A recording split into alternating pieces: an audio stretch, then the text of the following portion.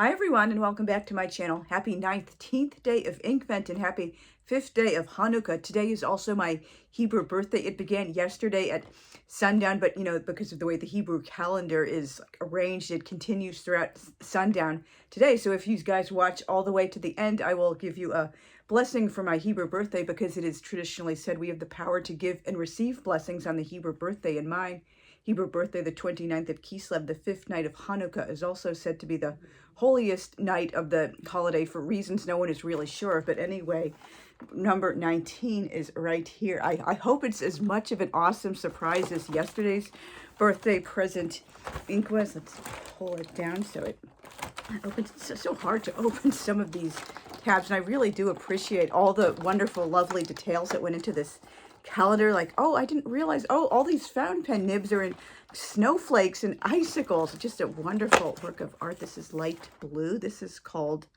Overcast. I wonder if that's going to be a pigment ink, because let's see, they have been giving us a bunch of new inks. Oh, so it's a standard ink. Now, light blue and light colors in general, as I said in the gala video a few days ago, they're not really my jam, but it all depends. Sometimes they look a little bit, darker or more medium-ish than I was like expecting them to when I saw the label. Like swatch cards can sometimes be deceiving when like websites put them up. So see you guys on the other side of my desk. That's a pretty shade of kind of bluish gray. And I do apologize if if the microphone picks up any blabbing in the background. I hate open concepts with the fire of a million suns. Sorry, not sorry. I just don't understand why some people think, oh, walls and doors are so old-fashioned. Who wants this old-fashioned thing called privacy when I could constantly be all up in everyone's business and know what they're doing at all times and put the loudest, smelliest, most crowded room of the house traditionally right in the center of things. There's no way to escape the noise and stink of the kitchen. But anyway, yeah, my first impressions are proving correct thus far. Beautiful shade of, it does certainly match its name of like overcast. Like, who doesn't think of an overcast sky with this type of color? But just, like a little bit too light and pastel-y for my personal jam. I'm not really sure, and I've seen it in the color vent videos I've watched as well. Like, why both Diamine and color vent? They seem to be putting out like so many like lighter colors this year that, of course, they're like, most people would say, oh, that this is a really pretty ink, but like for practical and realistic everyday writing, this isn't particularly the kind most people are going to be like reaching for like first or among their like, primary, like I guess top 5, top 10, even top 20s of ink. So I guess they're trying to do, things a little bit different. Oh, don't give us the same old like bright greens and reds people associate with the holidays, and like, the types of like shimmery metallic blues and festive purples and like candle, like fire like oranges. But still, I mean, light inks, they have a place, but it's just not really probably what most people want for, the regular daily driver. It's more like something you might have fun with every so often or do for artwork. Yeah, this probably isn't going to get any darker than this, no matter how many like go-throughs I put down of it. And the swatch up at the top showing up the same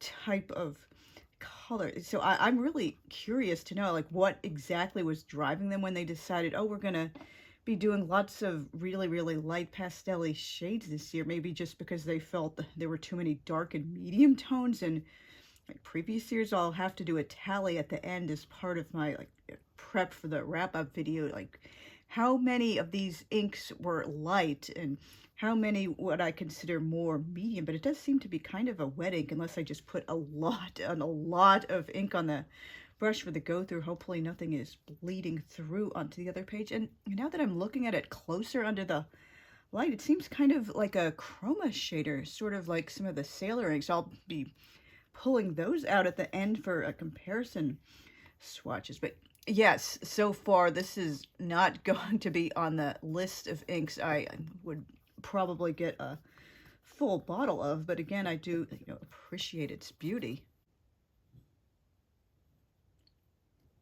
As always, or frequently, it seems like the writing put down on the swatch card by me or by other people, it just seems kind of like a lot darker than the ink appears in, like, you know, most practical everyday writing with a normal pen. I guess it's like some of the properties of a dip pen, or, you know, possibly because, or at least when you start first writing the first few words or line or whatever with the glass dip pen or other types of dip pen, there's a lot more ink clinging to the nib, so therefore it like appears like more saturated and darker by default. Diamine Inkvent Day 19. I was on such, you know, an excited high yesterday morning from seeing Laurel as my birthday ink, and how much, you know, that name and color emotionally means to me. I forgot to put 2025 when I was writing down the metadata up at the top right corner, so I had to squeeze that in later after the fact. That is so embarrassing. Hopefully, if I decide to, you know, do Inkvent next year, that is totally out of alignment with the other, but whatever, I will have like a much more streamlined process, because I'm doing things differently in these videos than I did last year. Last year I didn't bother putting any of the inks into pens. I know that was kind of a stupid like decision, and I only would write like, you know, a few lines or like maybe a paragraph or something about my thoughts about the ink in my little cross notebook. I got that, it was like $5 or something from Pen Chalet during, was it the Black Friday sale or something, or Fountain Pen Day in 2025. And the paper has proven not to be so fountain pen friendly. Some inks and larger nibs it behaves well on, but generally it just frequently seems to bleed through onto the next page, so I definitely would not get that kind of paper again. Yeah, this very much reads overcast, but it's really not the kind of ink I would want. Sorry if I sound like a broken record, but I also do really appreciate the lovely chroma shading up at the top. Let me see, is it bleeding through onto the other page? It's always like a terrible when that, and not really, I see a tiny bit of bleed through up at the top, but it's just like a couple of little specks. So yeah, these inks have been performing really well when I do the paintbrush swatching method. It does seem to be drying up fairly quickly. I'm not putting my arm or hand down on a path of fresh ink to my left, but that does seem to be a common denominator with a lighter inks. They just, for whatever reason, I guess they're not as saturated. I mean, like, that does seem sort of self-explanatory. If it's not very saturated, you know, why would it be that freaking light? And I do admire, I'm sorry if I sound like a broken record, just saying the same things over and over to try to fill up space, but I really do like appreciate and admire these ink colors that are way lighter than I usually would like voluntarily reach for myself. But like, again, I just don't really like understand the market for them unless people are using very different kinds of pens or, you know, paper than I am, or they only like them for like artwork or calligraphy or something like that. It seems like I need another dip through on the pen. It's already, you know, starting to dry up. In 2020 Teal Edition Day 19. I keep, well, I don't like necessarily do it every day, but it seems like more than a few times I've totally flubbed and forgotten to put all the metadata in the correct order, in the same order. Overcast. This is a standard ink. I'm still eagerly waiting on the Starbright ink that said they would give us. I'm, you know, 99% positive I saw that in the list of properties they said the inks were going to have. Overcast standard. Again, I do apologize if the microphone is picking up annoying blabbing in the background. Why was open concept ever like considered as like the wave of the future? It's sorry not sorry, like induced demand, like strapless wedding dresses and like car dependent suburbs. It's not that people like necessarily love them. Oh damn, yeah, this is what I want more than anything. It's just like there's nothing else to choose from, and after a while, because that's the only thing on the market, people think, oh, that's what I have to do. I like it because this is the only thing there is. I don't know anything different, but, you know, open concept houses can, you know, disappear back into the bowels of hell from whence they came any time. And I will do a brief writing sample and get back to you guys. Probably also have to like paint some shapes to fill up the rest of the space and hope they don't bleed through. This is 100% not one of the inks that's going to finish the year as my top favorites of Inkvent, nor is it 99.9% sure going to be one of the inks I would ever consider getting a full bottle of. I probably will end up using the rest of this for like artwork, or maybe putting it in a super duper like broad ass calligraphy nib. Again, pretty color, lovely, you know, chroma shading, particularly in the bigger swatch up there and in the little shapes I drew. Thankfully, there wasn't really much of any bleeding onto the other side, except in, I guess, the heaviest swaths of ink, but really not my style. And I had a devil of a time like finding any like inks that come anywhere close to it, because that's just not the type of color or ink in general I want to get for myself. I know what I like very dark, medium, saturated stuff. Maybe sometimes inks on the lighter side of the spectrum, as long as they are more legible and they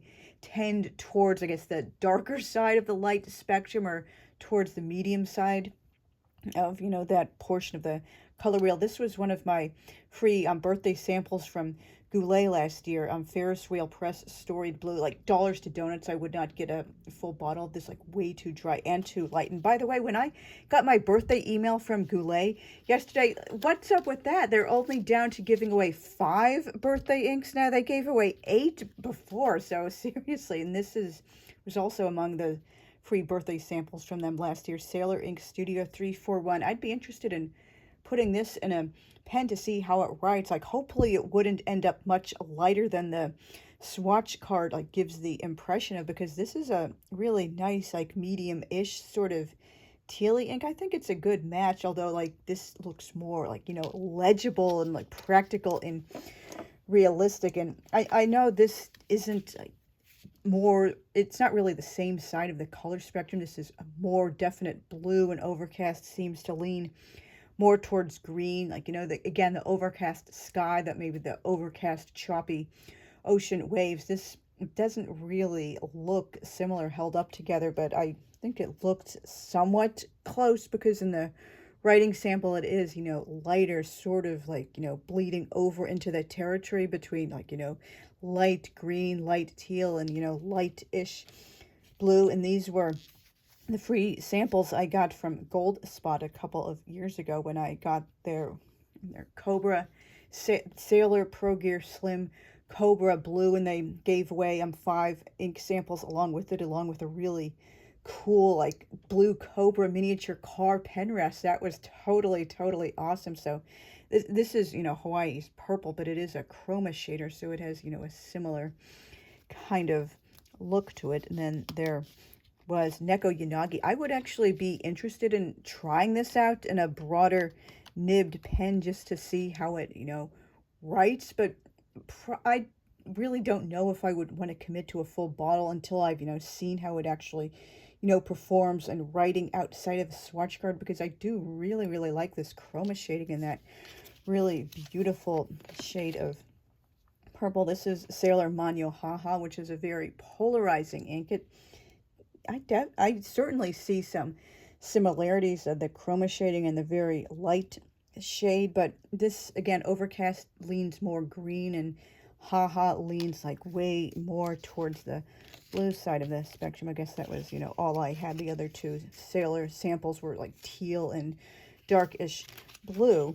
And this also came to mind. The only reason I got this, and I had been on the fence about it even for a while, thinking I don't really want it. It's like way too light, even in the somewhat longer writing sample they posted on social media. But I had to get it because it's part of the set and a completist. And I'm such a passionate like Dantista Dante file for like over 20 years now. Can't believe it. Paradiso from Waringil. This is like a very light blue. Holding them up together, it's not in the exact same like color family. This is more like blue, and this is like more towards the green side. But again, like in comparison, in terms of speaking, you know, a very, very light ink. It really does, fit the bill. If you have watched all the way through to the end, thank you very much. And because, as I said at the beginning, today is my Hebrew birthday, the 29th day of Kislev, the 5th night of Hanukkah, and carrying into the next day, of course, because of the way the Hebrew calendar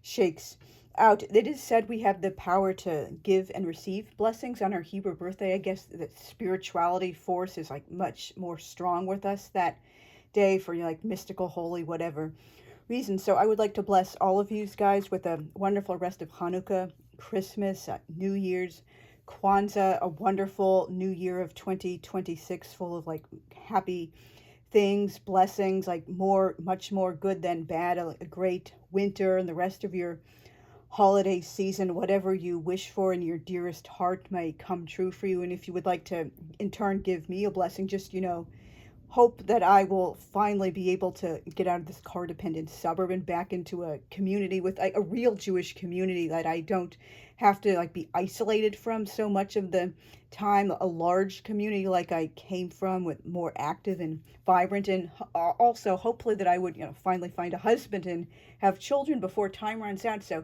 thank you guys very much for watching, and I will see you tomorrow for day number 20 of Inkvent. Bye.